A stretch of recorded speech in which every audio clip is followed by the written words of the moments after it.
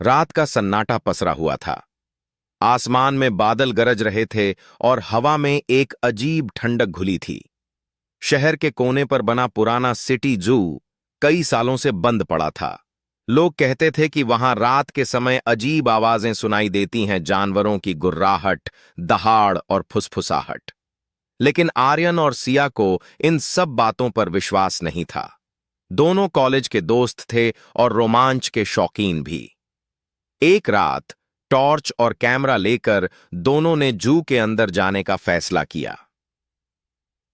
जू का जंग लगा गेट हिलते हुए चर्र चर्र की आवाज कर रहा था।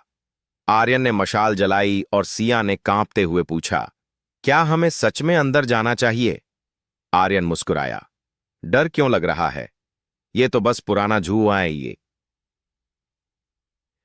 लेकिन जैसे ही उन्होंने गेट खोला, ठंडी हवा का झोंका आया और गेट अपने आप बंद हो गया। अंदर चारों तरफ अंधेरा था। दीवारों पर टूटी जालियां, जंग लगे पिंजरे और हर तरफ सड़न की गंध।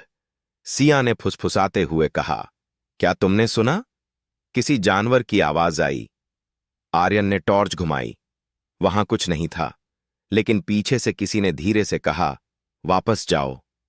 दोनों ने पलटकर देखा। वहां कोई नहीं था। वे आगे बढ़े तो एक टूटा हुआ पिंजरा दिखा, जिस पर लिखा था, लायन डेंजरस। अचानक हवा थम गई। सामने धुएं जैसी आकृति बनने लगी, एक सफेद शेर की आत्मा। उसकी लाल आंखें आर्यन और सिया पर टिकी थीं। उसने दहाड़ लगाई तो पूरा जू कांप उठा। दोनों डर के मारे पीछे हटे, लेकिन अब उन्हें हर तरफ नीली आकृतियां दिखने लगीं। एक हाथी, एक जिराफ और एक पेंगुइन। सबके शरीर पारदर्शी थे, जैसे आत्माएं घूम रही हों। सिया का पैर किसी चीज पर पड़ा, ठंडी और लचकदार।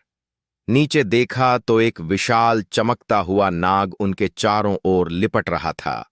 उसकी आंखें नीली चमक रही थीं और उसकी फुफकार से मशाल की लौ हिलने लगी। आर्यन ने डंडे से नाग को हटाने की कोशिश की, लेकिन वो नाग नहीं, उसकी आत्मा थी। वो हवा में तैरते हुए उनके चारों ओर घूमने लगा।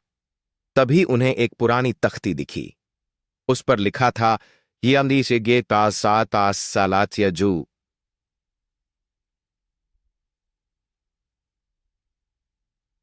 चत्तर में आग से जल गया। यहां मरे जानवरों की आत्माएं अब भी भटकती हैं। सिया कांपते हुए बोली, इसलिए ये जगह बंद है।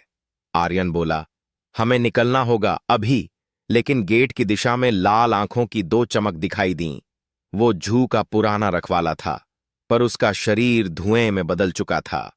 उसकी आवाज गूंजी, तुमने उनकी नींद तोड़ी है, अब तुम भी यहीं रहोगे।